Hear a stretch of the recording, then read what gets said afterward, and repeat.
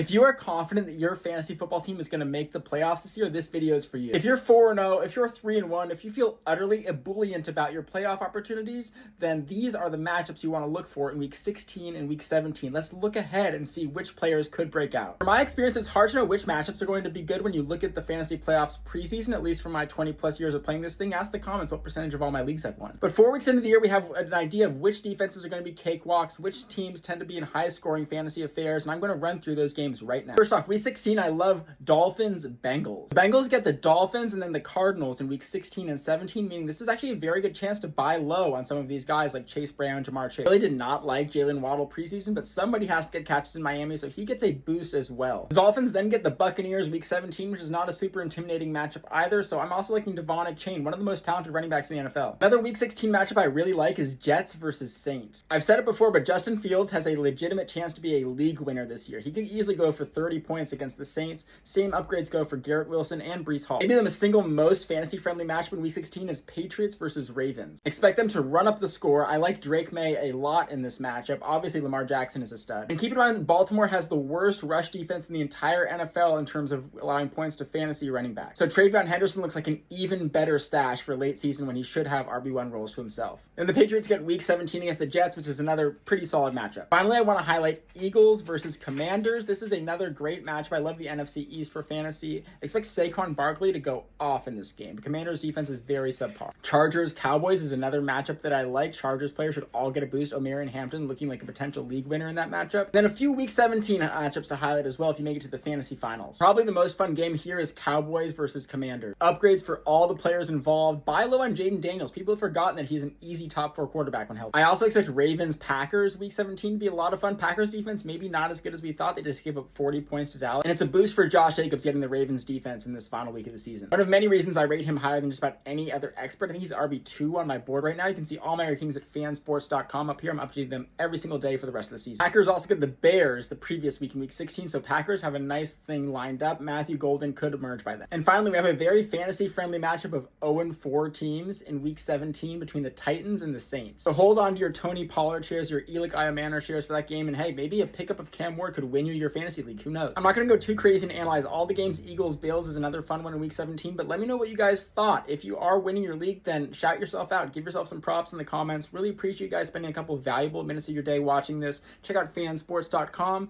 See you in the next one. Stay learning. Peace.